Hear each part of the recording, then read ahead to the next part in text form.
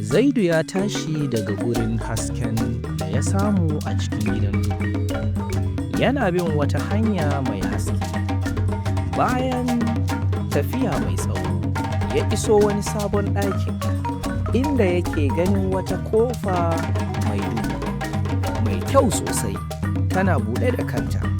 Yana jin wata sha'awa da tsoro a cikin zuciyarsa. Sai ya taka zuwa ƙofar. Yana sha'awar abin da zai iya samunsa a cikin wannan sabon ɗaki.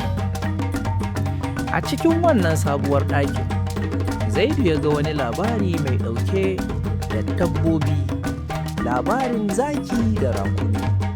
Amma wannan ba shi ne labarin da ya sani ba. A cikin wannan ɗakin, zaki ya kasance yana yanke hukunci bisa cin amana da ƙarya. Rakumin, wanda aka saba da shi a matsayin dabba mai ladabi da sadaukarwa, ya jefa zaki cikin haɗari, ya kuma lallasa shi da magana mai kyau, yana nuna cewa cin amana yana da amfani. Zaidu yana kallon wannan labari, ya ji wani abu na bacin rai, yana jin cewa wannan ba gaskiya ba ne. Zaki bai kamata ya zama mai ƙarya ba, ya kamata a karfafa amana da jituwa ba ƙarya ba. Zaidu yana jin wani ƙarfi daga cikin zuciyarsa, ya kuma magana da ƙarfi ya ce, wannan ba daidai ba ne, wannan ba yadda ake koyarwa ba ne, babu gaskiya. Kamar dai duniya ta fara girgiza, ɗakin da yake ta fara canzawa, gidan duhu yana murmurewa daga cikin duhu.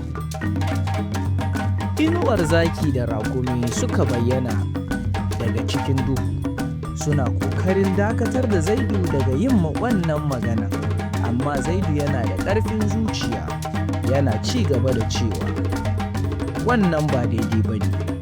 Zaki, ka fahimci gaskiya, amana da sadaukarwa su ne abubuwa masu muhimmanci. A cikin wani yanayi na ƙarfi, Zaidu ya ga wani abu mai kyau yana bayyana. Rakumin wanda aka shaharce a cikin labarin da Zaidu ya gyara, ya bayyana cikin ɗakin, yana jin kiyayya da duhu. Yana duban Zaidu yana godiya, yana mika masa wani yanki daga cikin zannuwar kakarsa, yana cewa, na gode da ka gyara labarin, wannan zai kawo maka ƙarin fahimta. Zaidu ya ɗauki yankin daga zannuwar kakarsa, yana jin cewa akwai ƙarin sirrin da zai bayyana. Ya kamata ka fahimci cewa amana ba kuskure ba ce, kuma cin amana ba ƙarfi ba ce. Wannan darasin da gaskiya zai canza yanayin duniya.